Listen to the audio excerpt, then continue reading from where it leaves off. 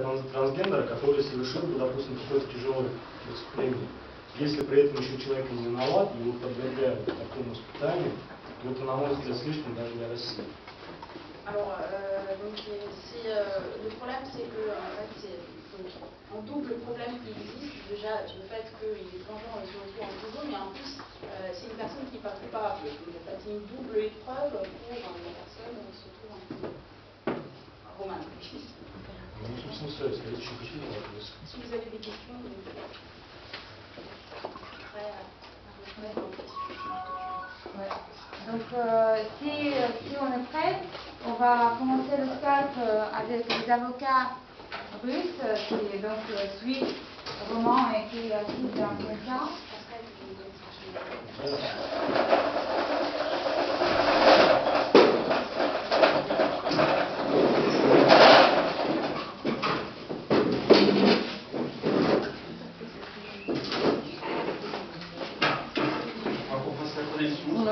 Voilà, ça prend quelques heures, mais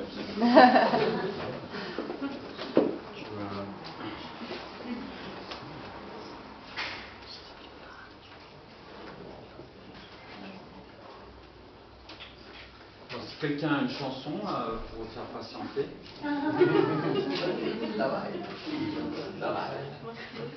Bah, c'est le loi de l'enfer. Hein.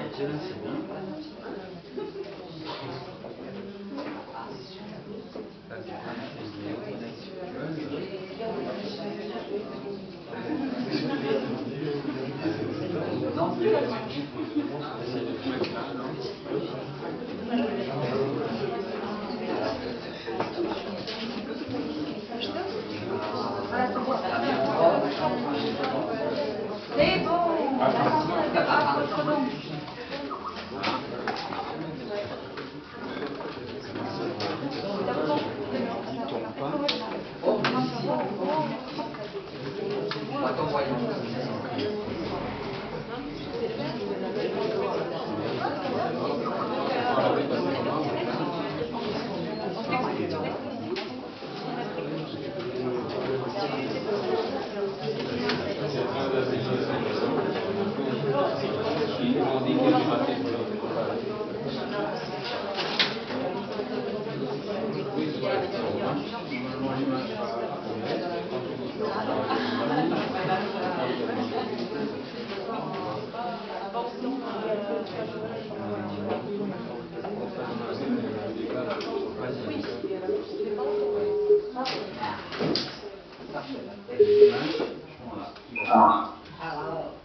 Здравствуйте, вы нас слышите?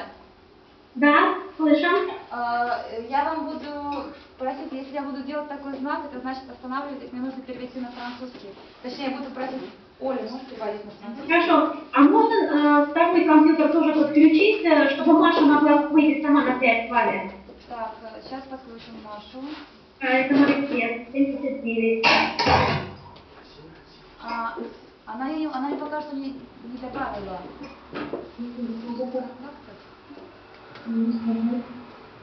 Да, она сделала запрос.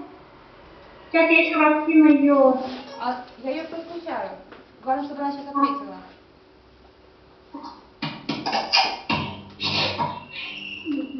Алло, Маша. Алло. Да, вот сейчас я вижу. Алло. Она сейчас звонок вам делает. Так, мы вроде бы ее должны слышать. Алло.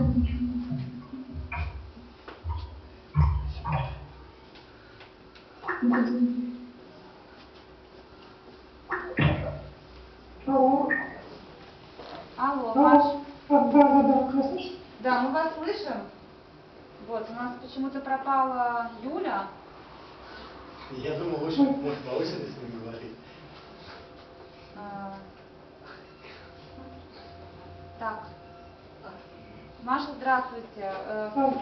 Я просто объясняю, что если я вам так показываю, значит вы, пожалуйста, останавливайтесь. Наш переводчик с русского переведет на французский, это уже нужно время. Мы сейчас, вы слышали то, что говорил Роман? Он просто рассказал свою историю в 2 словах. И у меня к вам просьба, вы могли бы дать некий комментарий к тому, что с ним произошло, как люди, которые вы сталкиваетесь с такой, может быть, подобными ситуациями в России, как вы оцениваете этот случай, насколько он типичен, какие могут быть последствия, и просто некую краткую вашу экспертную оценку ситуации в России? Я поняла. Alors là, Olivier, elle demande des commentaires de l'avocat au sujet de la situation de Roman, en fait. Est-ce qu'ils ont déjà été confrontés à ce type de situation en Russie? Я детально ознакомлена с делом Романа Сорокина. Дело в том, что Роман к нам обратился месяц-два назад с жалобой на то, что его преследуют полицейские. Вот, в ходе исследования его материала дела мы увидели, что у него не просто, скажем так, преследование, а преследование именно связано с его прошлым. Его преследуют именно полицейские за то, что он является трансгендером, то есть мужчина, а не женщина-мужчина. Вот, и у него возникли проблемы в взаимоотношении с правоохранительными органами из-за этого. Alors, la situation de Roman, je la connais bien, parce qu'on a reçu sa demande d'aide il y a 2 mois environ. Donc en fait, il nous a dit qu'il a été persécuté par la police. Il était persécuté par la police, pas seulement, voilà, mais pour le fait qu'il est transgenre. Можно продолжать, да. Да, и у него, естественно, возникли когда проблемы с правоохранительными органами, мы начали, собственно говоря, выяснять, провели свое общественное расследование, мы выяснили, что в его деле высок уровень трансфобии, то есть нетерпимости к трансгендерам, и ему угрожает правоохранителям. Alors, on a fait notre propre enquête, voilà, on a fait notre propre enquête pour savoir ce qui s'était passé exactement, et on a appris donc que, en fait, dans les milieux de la police, des forces de l'ordre en général en Russie, donc l'intolérance envers les transgenres est extrêmement élevée. И мы, естественно, увидели реальную угрозу того, что он угрожает со стороны правоохранительных органов, что он не будет адвокатом, что его посадят в следственный изолятор, его арестуют, он будет сидеть в пустой камере, вот, и что ему действительно угрожает жизнь опасность и здоровье опасность. Alors, donc on a appris également que, en fait, il encourait à ce moment-là un vrai danger en Russie, parce que on avait peur qu'il soit arrêté par la police, qu'il se retrouve en prison, et donc la prison pour les hommes, où il encourait le danger physique et psychologique. Тот конфликт, который якобы у него возник с правоохранительными органами, то есть вот этот вот кейс, из-за которого, собственно говоря, его преследуют, для обычного человека, для обычного, скажем так, не являющегося принадлежащего к ЛГБТ-сообществу, это бы не было даже уголовным преследованием, то есть это бы не было даже никаким, скажем так, административным преследованием, то есть даже бы не было никакого дела, то есть не было никакого кейса. Alors, ce qu'on incriminait à Roman, c'était une affaire pénale, après ce conflit entre Roman et la police, donc les forces de l'ordre, donc on savait très bien que c'est une affaire pénale qui sera montée contre lui, puis se retrouvera en prison. Вот, и мы, естественно, понимаем, что действительно у Романа есть угроза очень серьезная, мы приняли решение ему оказать правозащитную помощь. Вот, мы попытались ему помочь, и мы, собственно говоря, публично об этом заявили, что мы можем ему помогать, если есть соответствующее обращение его в интернете, размещенное на нашем сайте. И мы, естественно, начали ему помогать, то есть мы начали выяснять, о чем же, собственно говоря, проблема, может быть, правоохранительные органы испугаются, правозащитную организацию как-то остановится. Et donc, en fait, c'est pourquoi on a décidé qu'il fallait aider Roman. Nous sommes une association de défense des droits de l'homme, à part d'être des avocats, nous sommes des défenseurs des droits de l'homme. Et donc, on a commencé de voir de près ce qui s'était passé exactement. Вот, мы стали выяснять, собственно говоря, причину, да, и мы выяснили, оказывается, ситуация кейса Романа, он не единственный как-то случай. Все России, значит, прокатилась волна репрессий в отношении ЛГБТ, представителей ЛГБТ. И эта волна была исключительно связана после того, как был принят закон, подписан Владимиром Путиным закон о так называемом запрете пропаганды. И сразу же по всей стране пошла волна этих репрессий. Alors, donc, quand on a commencé notre enquête, on a appris que seul dans ce genre. On a appris qu'il y a eu récemment toute une série de cas similaires en Russie, des répressions envers les transgenres ou les activistes du mouvement LGBT. Et nous lions ça à cette loi qui vient de passer sur la propagande, contre la propagande de l'homosexualité en Russie. И мы, естественно, начали, собственно говоря, проводить мониторинг. Мы увидели, что те люди, которые, скажем так, поддерживают ЛГБТ-сообщество, либо являются сами, да, принадлежат к ЛГБТ-сообществу, то есть, ну, скажем так, не скрывают от общества свою ориентацию, не скрывают от общества свою позицию, в отношении них власти стали осуществлять преследование, то есть стали искать так называемые два скелета в шкафу, то есть фабриковать уголовные дела, фабриковать проверки, то есть в отношении предпринимателей, которые поддерживают ЛГБТ-сообщество, в отношении них начались проверки. Donc à la suite de cette enquête, on a appris que donc cette série de cas en fait similaires, c'était avant tout orienté, c'était lié soit aux activistes du mouvement LGBT, soit aux gens qui soutiennent ces mouvements LGBT en Russie. Et donc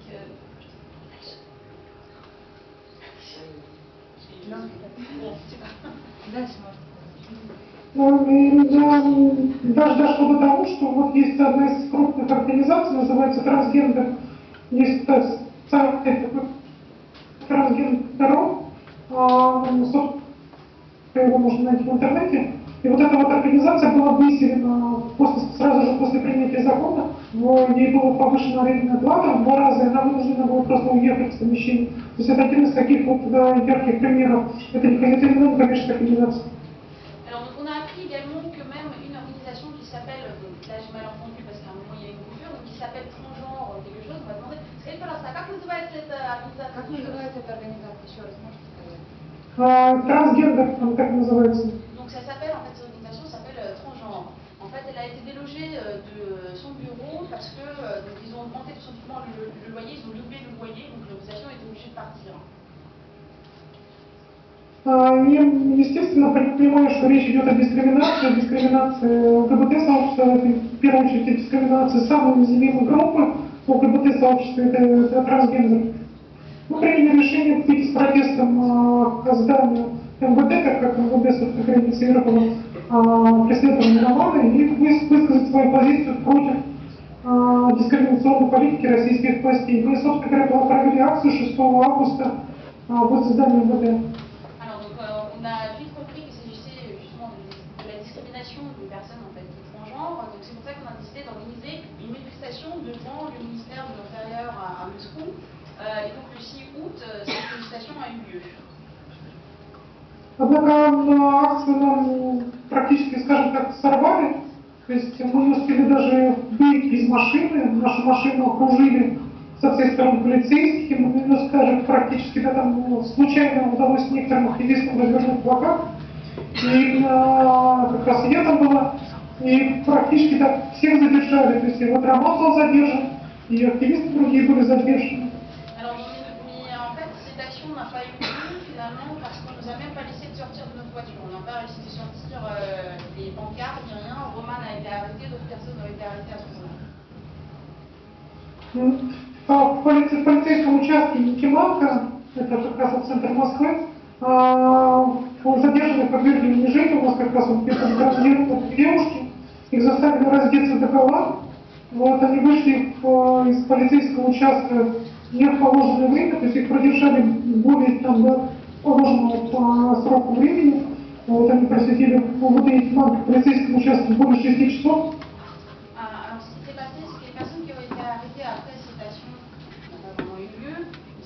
Au poste de police en centre-ville de Moscou où donc, les personnes participantes à la manifestation, dont quelques-unes des transgenres, ont été obligées de se déshabiller complètement au poste de police et en plus ils ont été retenus beaucoup trop longtemps, plus de 6 heures, et ils sont restés au poste de police.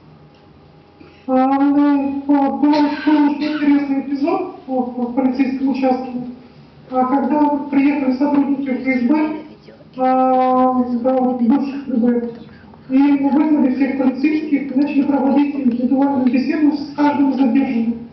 В частности, вот проводили беседы с активистами, которые были задержаны, и объясняли о том, что вот наша организация, наша правозащитная организация является вражеской по отношению к России, что с нами ни в коем случае нельзя иметь дело. Вот что я, как адвокат, совершила убийство Александра Долматова, которого я лично никогда не знала и не видела, там, собственно говоря, буквально. Alors, ce qui s'est passé aussi au poste de police, c'est qu'au bout d'un moment, ce sont le FSB, les agents de FSB qui ont débarqué au poste de police, qui ont fait dégager tous les policiers. Donc, c'est eux déjà qui menaient la discussion avec les activistes. Et donc, il y a eu plusieurs activistes qui ont été inquiétés. Donc, ils ont dit également que cette association de défense des droits de l'homme, dont Sacha, Maria, je fais partie, donc c'est une association en fait qui est l'ennemi de la Russie. Ça fait suite à la loi sur les ONG en fait, qui sont financées depuis l'étranger. Elles doivent en fait sont qualifiées d'ennemies. Et aussi, donc ce qui s'est passé, c'est qu'elle a été accusée d'avoir tué, entre guillemets, Alexandre Dolmatov. Alexandre Dolmatov, c'est un activiste national-bolchevique du parti de Limonov, d'Edouard Limonov en Russie, qui, après la manifestation du 6 mai à Moscou, a demandé l'asile aux Pays-Bas. Et finalement, en fait, ça finit en tragédie parce qu'il s'est suicidé, parce qu'il a cru qu'il devait être renvoyé en Russie. Donc il n'a pas eu l'asile. Donc en fait, elle ne la connaissait pas personnellement, mais apparemment l'association, elle jouait un rôle dans son destin. Donc Вот и сотрудники ФСБ объяснили, что со мной ни в коем случае нельзя иметь дело активистов. Рекомендовали им от меня отойти, объясняли, что ни в коем случае нельзя с нашей организацией сотрудничать, что не надо быть ее членами. С Романом проводили беседу и выяснили, кто, собственно говоря, финансирует нашу организацию. Также рекомендовали со мной не работать как с адвокатом. Alors, les agents de FSB, après ces discussions avec les activistes qui ont participé à la manifestation du 6 août, donc ils ont commencé à expliquer qu'il ne faut surtout pas avoir affaire à cette association de défense des droits de l'homme, que en fait, voilà, ils représentent la menace pour la Russie, donc il ne faut surtout pas avoir de contact avec cette association. Et ils essayaient d'apprendre par Roman qui finance cette association. Мы, когда были отпущены, собственно говоря, наши активисты и Роман, мы приняли решение выходить с акции протеста в связи с тем, что незаконно действуют сотрудники ФСБ в здании ФСБ 19 августа. Alors donc en fait, à la suite, quand nos activistes, quand nous avons été relâchés du poste de police, nous avons décidé qu'il faut organiser une autre action, protester contre les actions illégales des agents des FSB.